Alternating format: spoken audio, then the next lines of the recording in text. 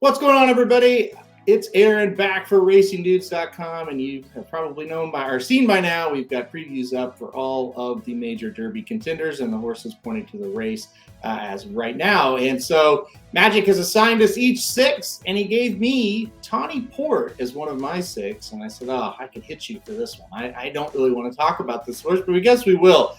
Look, this horse on the synthetic at Turfway has been very good. Let's just throw that out immediately. Maiden special weight win, an allowance win, and was second in the Jeff Ruby Stakes to another horse that's really good on synthetic, and that's Tis the Bomb. So that was a pretty good effort. So 3 really nice efforts at Turfway for this Brad Cox runner. In between that allowance win and the Jeff Ruby Stakes, he went to the Risen Star and he got 5th. Well, at first you're like, 5th. He didn't run very well. Maybe he just doesn't like the dirt. But let's kind of analyze what happened in this Risen Star. If Pioneer of Medina, who's right now sitting at 21, if he ends up in the Derby, that means 5 horses from that Risen Star will be in the Kentucky Derby.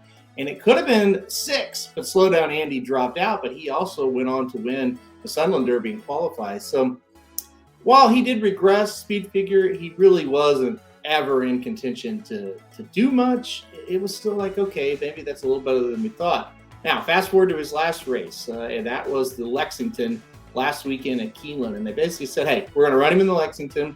We'll see how he likes the dirt. And if he does it, we're not going to waste our time at the Kentucky Derby.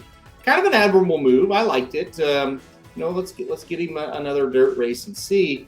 He won, and that's the great news if you want to play Tawny Port. Hey, he won. You can't take it away from him. The Lexington was not a good race whatsoever. The buyer came back in the mid-80s. It really just kind of fell apart, right? Major General was second in that race, a horse that was last the last time we saw him at Tampa.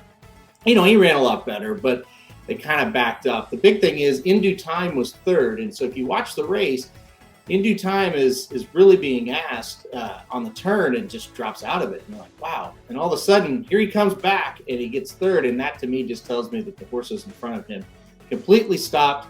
Tawny Port takes advantage. He comes into the Derby up for a win. That's a good thing. Brad Cox on his side. That's obviously not a bad thing. He gets his horses to run very, very well on the big days.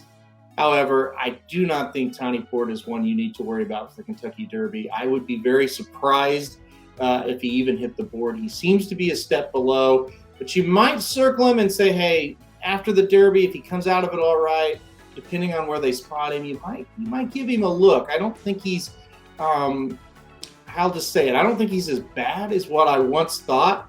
I think he's a very serviceable horse. Those wins at Turfway early, it's like, I don't know. It's those speed figures came back a little low, but he's really developed, and he's not terrible. But for the Kentucky Derby, I don't think I like him. So if you want to know more about the Kentucky Derby contenders, make sure to check out this YouTube page all week long, as we're previewing all of the major contenders as they point towards the Kentucky Derby.